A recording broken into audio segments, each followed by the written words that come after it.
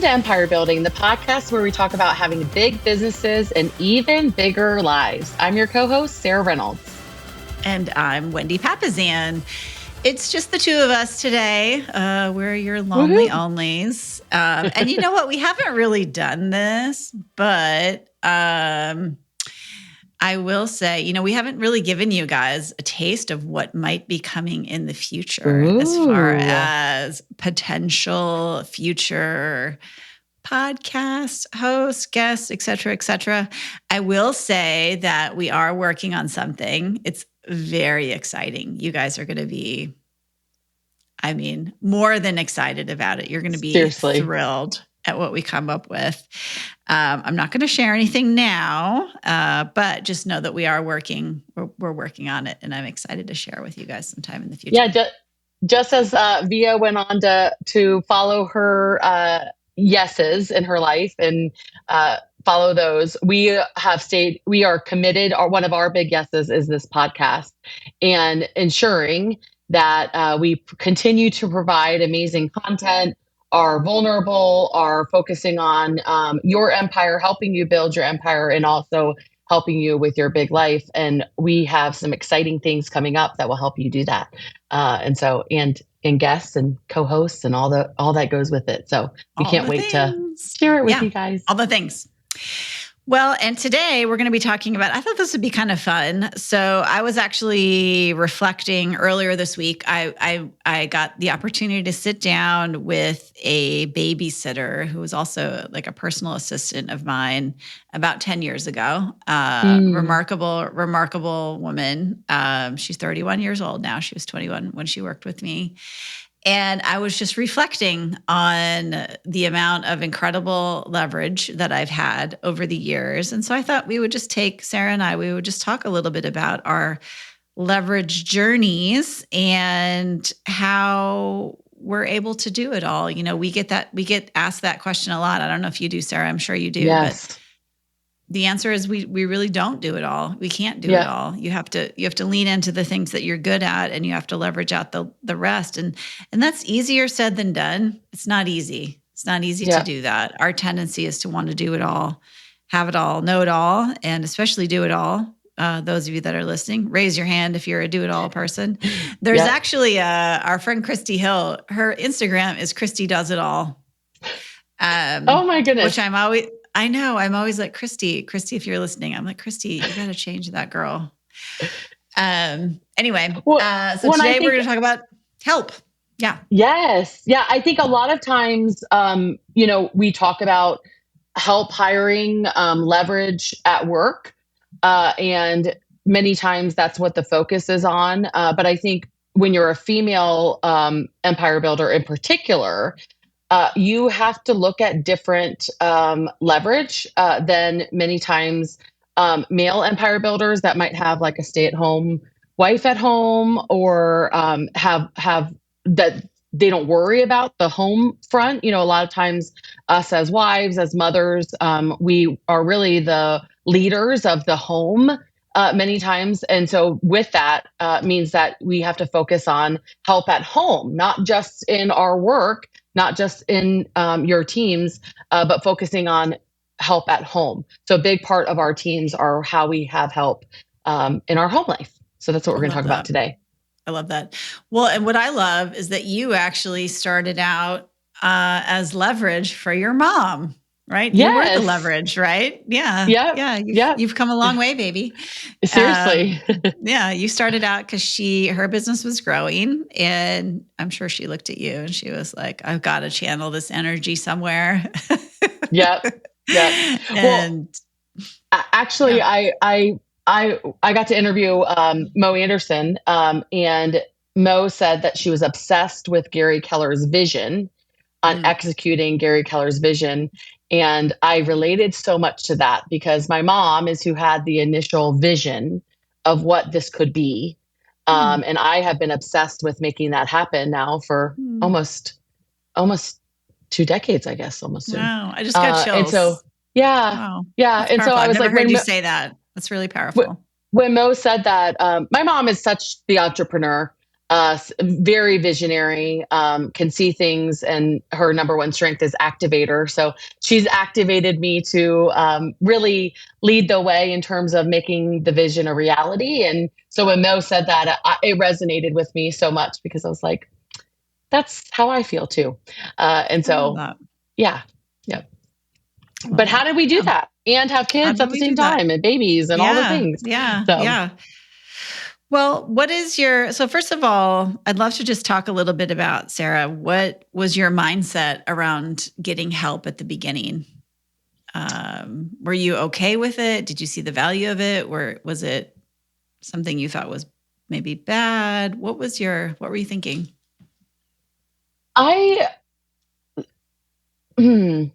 I think there's certain areas of home life that I still struggle with big time right now, giving up. Like right now, paying bills and managing our household finances is a big role that I play in our Mhm. household. And that's been something I know that you've recently leveraged that, got help there. And that's inspiring to me. I struggle in that area. Other areas like cleaning and uh, landscaping and things like that have been came easy to me. Like that made sense to me. It's not something I get joy out of. Is that, and so that was one of the first things that I got help with was having a regular cleaner come in to our house and help us there. And then also Mhm. I'm in a pretty unique situation with my marriage, I would say, because my husband is very hands-on, both at home with our kids. Like, I mean, he is Remarkable. amazing, Yeah. remarkable, absolutely remarkable. And so he has taken on he has been a lot of my help in terms of leverage. When we first got married, he he had a complete career shift. He was going to be a doctor, and came home one day and said, "I decided I I didn't don't know want to be that. that." You didn't know Wow. that? I didn't know that. Mm-mm. Okay. Wow. Okay. So George studied pre medicine, Med. and Huh. Love yeah, that. he was a pre med major. And the goal when we got married was I was going to sell real estate, continue to sell real estate, and while he went to medical school, Mm. and that was our plan. And Mm. then one day he came home. He worked for six doctors. He was getting experience in the medical field. He worked for six doctors. He came home and he said, "I decided I don't want to be them." And Mm. I said, "Well, what do you want to be?" He said, "I don't know." I'm like, Wow. awesome. We were newly married. It was quite the conversation. You're like, wait, what? I thought I was going to be a Yeah, doctor's wife. seriously. That's what I signed up for.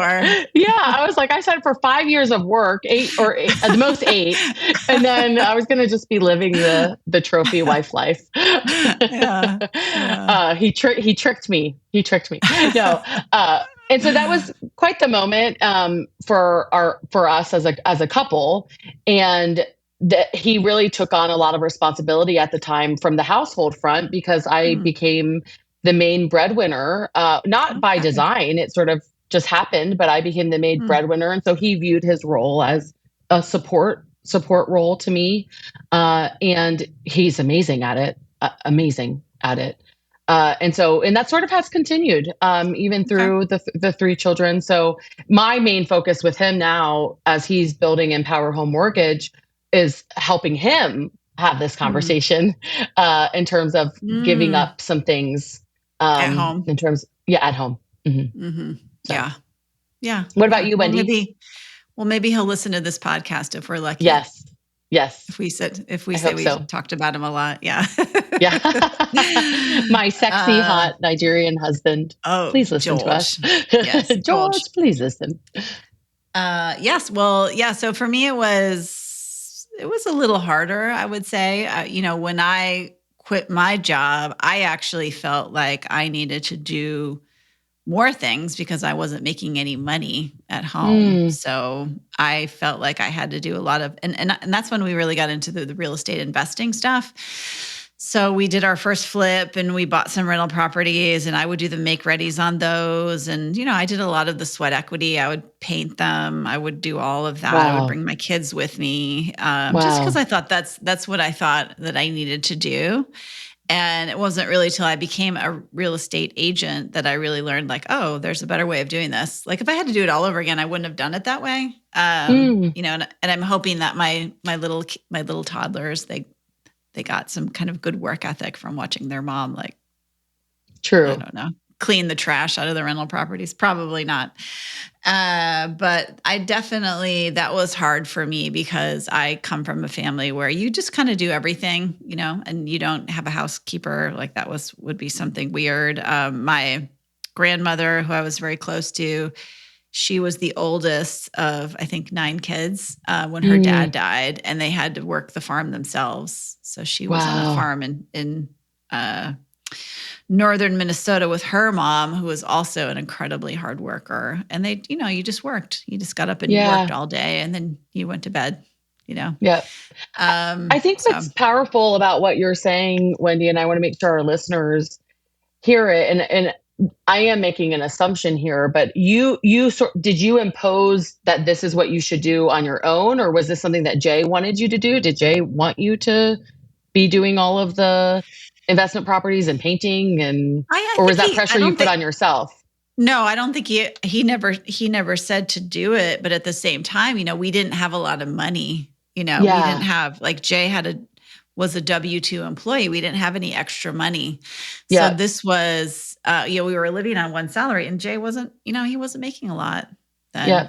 He just Yeah. wasn't. And Yeah. so it just that made sense to me. And it's weird, it's hard because it's like it's a weird mix of, because the rental properties weren't throwing off like tons of cash anyway. So it wasn't like I could have really leveraged that. It's not really the great thing about a business is you, if you know how to do the lead gen and get the leads, then it's a much better use of your time to do that than all of the other stuff. But on something like an investment property, while that was growing our net worth, it wasn't really creating tons of cash flow, at least not in Austin, Yeah. where we Yeah. could kind of like, where it kind of made sense. So it was a very gradual thing, this idea of leverage. I mean, I think we were under leveraged for a long time. And I mean, and at the end of the day, I have a really high capacity for doing stuff. Like Mm-hmm. that's You part of it do. too, That's your and you do too. maximizer. Yeah, Yeah. well, and you do too. And it's like I can just get up and I have a lot of energy and I can Yep. just go all day. And I'm not Mm-hmm. really the worse for wear for it. I'm not. So not everybody's like that. And so that was part of it too. And I wasn't working. So I was like, well, something to do all day. Not Yeah. that the Rugrats weren't like a big enough job, but I was able to do it. And some people just would not have been able to do that. So Yeah. yeah. Yeah. Yeah. So we all Yeah. started at different places in our leveraged journey. And I think I hope all of our listeners can relate to one of our stories in terms of wherever you have started. But I do think a lot of the pressure that many females in particular put on themselves is feeling like that it's our role to It's do your certain role. things that society has Mhm. sort of put for years on us, and that we've never looked at doing it differently. And Mhm. so I think, one of the most impactful things that ever happened at the Her Best Life signature event, which by the way, is in Nashville in September. So if you don't have your ticket to that, please go to herbestlife.com to get it. But at that event, someone stood up and said, your kids don't care who cooked the meal. They care that you eat it with them. And that was such a Mhm. powerful statement for that room, because so many times we impose things on ourselves. But those that love us, they really just they want to be with us. Yeah, Yeah. right. Yeah. Time equals Yeah. love. So Well, and there's just so much pressure as women, because it really wasn't until the 70s when most women were actually in the workforce. I mean, it's really true. relatively new. That was my mom, and even Yep. her, when she got pregnant, her boss basically told her, like, well, you don't have a job anymore, so you might as well just quit now. Mm, And that's how it was. yeah. And so it was pretty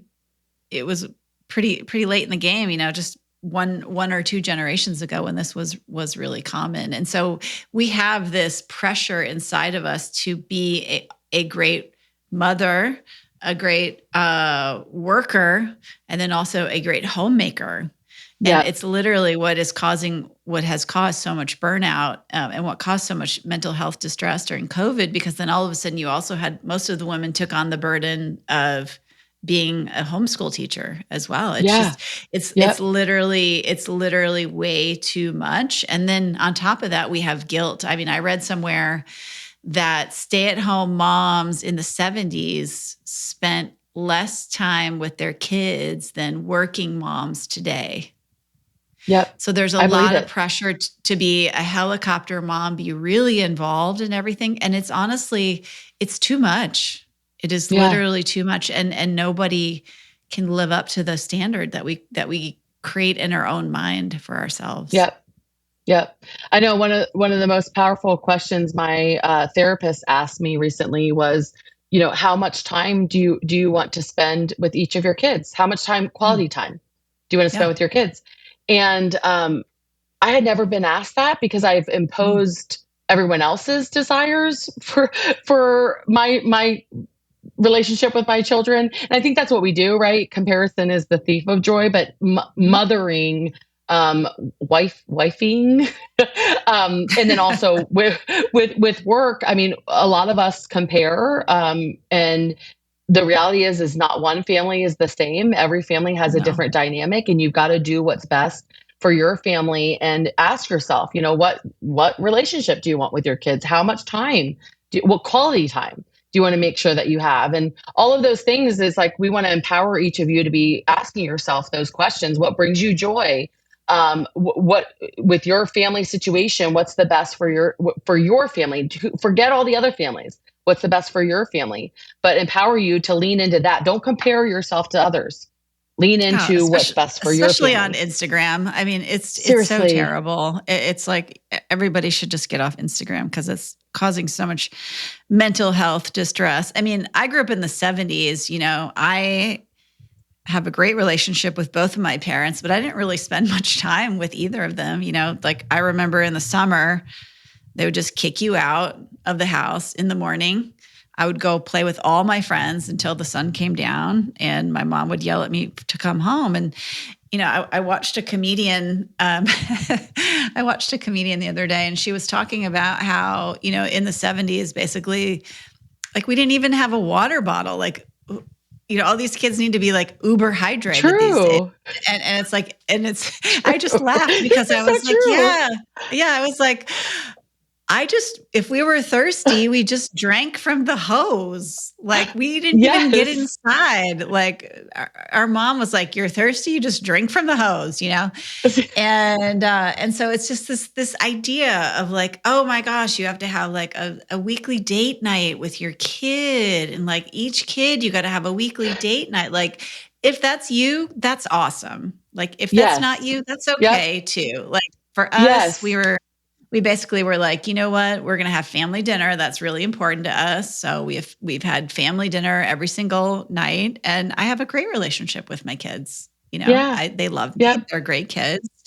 And Yep. I've never felt the need to do all these special things. And if you do, like, I'm not saying don't, like, that's fine, but just it's okay. It's really Like okay. There's so what much we're really saying pressure. is giving you permission to be you, right? I mean, the Yes. best the best Olivia, my daughter, who just turned 10, which is crazy, double digits in the Aji household now. But what she taught me at a very young age, at 9 months old, that she just wanted her mom. She just wanted me to be me. Like she Mhm. didn't want this, like what I thought a mom should be. She wanted her mom. And so you have permission to be you. However God designed you, be you. Right. And Yep. so for Wendy and Jay, it's important. Dinner time is important to them. Right. So like that's what they've made for their family. So you have permission to lean in to what's important to you and forget all the noise, forget all the other Yes. noise Well, that goes with it. and yes, and I'm sure this was a takeaway for you, Sarah, too. When we saw Ed Milet recently, he's a incredible speaker. He talked about not living your dreams as a form of child neglect. Yeah, he did. It was so powerful. So So, powerful. so, so powerful. And I think especially women, we need to hear that. I know there's a lot of you Yeah. that are out there listening who think that you don't get to have it all. You have to choose between having a career and having a family life. And the reality is you really don't. You get to orchestrate what that looks like in your own mind, and then leverage the things that you don't want to do. I mean, you have to make money. Yeah.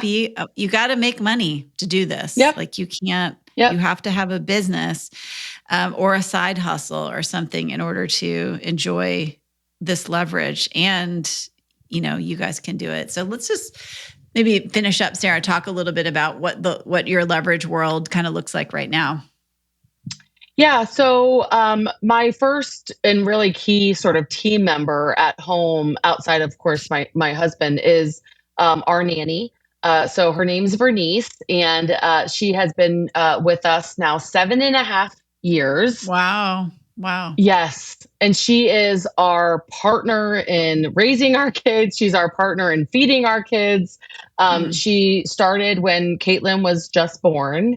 And so Caitlin's my second, and has handled so much for us at home. So she not raised, but she helped us raise Caitlin to school aged. And then now she is taking care of Lincoln during the day.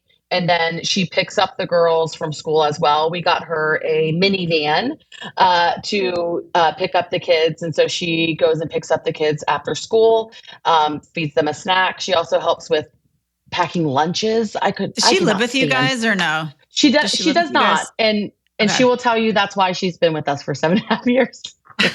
she she creates boundaries. She does a lot for us Yeah. Monday through Friday, but outside of Monday through Friday, she in the evenings, of course, she wants her space, which Yeah. she needs. We want that for her. So she does not live Yeah. with us. And so she also does. So she's with the kids from 8 to 6 every day, which is a long Mhm. day. And then she is gives us date night every Thursday night. And so she Hmm. stays late and makes sure that we have date night. And she's such my world. If Man, we thought losing Lydia as my executive assistant was a big deal. She got promoted to a different role, but Bernice, that would rock Sarah's world more than anything. And so she's a key Yeah. member of our Well, and household and that's team. a good tip, is if you've got childcare anyway, definitely have them have part of the agreement be for date night. We always did that. We never had anyone who Yeah, was full time like that. We had a kind of mix of daycare and then after school care, and that after yeah, school care was always Wednesday night date night. That was just part of the package. And so yeah, if you're a younger parent, that's really important. If you don't have family, we just didn't have. And even if you do have family in town, you might have family and they may not want to watch your kids every week. There's Well, nothing we wrong with have that. our my parents are 10 minutes away, but my parents live a very full life still, and like Hmm. I didn't want to put the pressure on them to like Hmm. they've been through parenting. They don't need to also be responsible for parenting my children as well. And so they're very involved in their life, but I don't. I've tried to build it to where I don't have to rely on them. Hmm. And so Bernice is a big part. Then as Olivia has grown and as Caitlin has grown, they go to a private Christian school that is follows Christian classical education, which is hard. It's strict. They know Latin, and they Hmm. know the history timeline in a song, like the entire history of the world in a song. I mean, it's a very high pressure. I find it to be a lot of pressure school, Hmm. which is important to my husband George. He was brought up in where education was very strong, and with that comes a lot of homework. Mm. And so we have been in the thick of homework with the girls. And so we hired a tutor, a part time teacher that helps. She comes in after school and focuses on homework with the girls. We tried to share that responsibility in the beginning. Um, oh my goodness. I do not have the patience for homework. No, so I'm the so that was same. that has changed my life. That part is not having to focus on that and be able to be with the kids and not be Yeah. screaming at them about why aren't you able to read. So but yeah, Well, and that's been a and big and as deal. kids get older, that's Gus is the same way. Like he's had a tutor for math now for several years. It's actually a former real estate client of mine, Oh, and which is a great win-win. And they love it. He's, Mr. Jolly is yeah, his name. Shout out to Mr. that's Jolly. awesome. He's a math tutor. He's patient. He's like all the things. Like, I'm not a math tutor. I mean, Yeah, no, that's just not going to be good. Yeah. So I think tutoring that is huge. You got to be a yeah. certain So kind of person to be a good those tutor. are two big team members for our household that help me do what I do best. What Yeah. about you, Wendy? Well, I started with all of the kid stuff, and of course, my kids now are 17 and 18, which is kind of crazy. But I Crazy. even got some leverage with the college admissions process. So I joined a Facebook group, which cost me, $89 a month, and there's kind of a instructor in there who helps you through the college process. Smart. Yeah. So, I mean, that's been great. That was great leverage for me. Just learning a better way to do something that was Mm, pretty affordable as opposed to like reading all the books. And I don't know, you can spend a lot of time on that. And then now we've got somebody, I guess it was probably almost a year and a half ago, Jay and I had a retreat, and we really thought, like, what are the things that I'm doing that I do, but I don't really love to do. And so for me, it was really compiling all the stuff for our taxes. mm, We have multiple businesses. We've got tons of rental properties. And so just the process of compiling the stuff to give to our accountant was onerous. All the 1098s, just all the things. It's just a lot. And so I yep. thought, God, if I could have somebody help me with that, if I could have somebody help me with the bills, if I could have somebody handle some of the financial stuff. So we ended up hiring somebody who was already in our world, who was remarkable with finances, remarkable with numbers. And she's really helped us do some really, really big financial things that have she's Mm, ended up paying her for herself several times over already. So she orchestrated a cost segregation study. I mean, wish I could awesome. do. Like, I have the ability to, and she's actually hiring the person who's doing it. And yet the Mm, coordination of all of that is a lot of work. huge. We did an ERC. We were looking into some energy credits, like all of these things that you hear about, like, oh gosh, I wish I could do that. Or you write it down and then you're like, ugh, I just don't have the bandwidth to like actually pull it off. So that's more of where our world is, where we're trying to leverage some of our wealth and grow it a little bit. And so we're actually starting a deal meeting where she and I are analyzing deals together, just so I Nice. can and look at some of the deal flow, and she can, I get to kind of like leverage her really good numbers and financial brain Yes. as like a subsidiary to my brain. That's kind of how I'm looking at it. So So more of like a it's family been office amazing. manager, almost like Yeah, like a a family. anything I to do mean, I with wouldn't family say like office. we don't really have enough wealth to call it a family office, but she helps with a lot of that stuff. And That's having awesome. somebody in our world it's been incredible. Yeah, it's been remarkable. I love So, that. yeah. And then I think both of us Yep. leverage like cleaning regularly, Mhm. landscaping. I know we both have a pool, and so I leverage that out as well. And so a lot of the things that would take up time for me or for George, we looked and say, okay, who would be better at it, and then also like if we don't get joy out of it, then Yeah. why are we doing it? And Yeah. so it's important to start with what's on your joy list, what brings you joy. If there are things on it, I know Wendy, you love to cook, and Mhm. that's something that brings you joy. And so of course you want to keep the things that are bringing you joy, and you want to make sure that you're not doing lower dollar per hour activities where you could be focusing on what you're built to do best. So Yeah. Well, and even when I was, when I was the main listing agent for our team, and how busy that is when you're going on a lot of appointments, you're missing dinners, yes, things like that. I actually did leverage out. We got a meal service during that time. So it was like, you know what? I can't do this anymore. I'm not going to do Yeah. it. I'm not going to bring McDonald's home to my family. I mean, I probably did bring it plenty of times, or P. Terry's, which is our version of Austin McDonald's. It's okay to do that too. It's okay to make things be a season, while you're Yes, ramping up. true. But yeah, so wise. So just really the question you want to ask yourself, guys, is who's your who? Yeah. And it can't be you. Who's your who? And it can't be you. And when you're feeling that kind of overwhelm, you're feeling that like sick feeling in the pit of your stomach, and you've got the money to afford it, right? Sometimes you might have to cut your expenses or even cut your lifestyle. Sometimes you have to cut your lifestyle to get more time back. And for me, the ultimate measure of wealth is how much time can I buy back? You guys know I'm trying to become a time billionaire. And so if you can afford it, then think about who is your who, and it can't be you. Yep.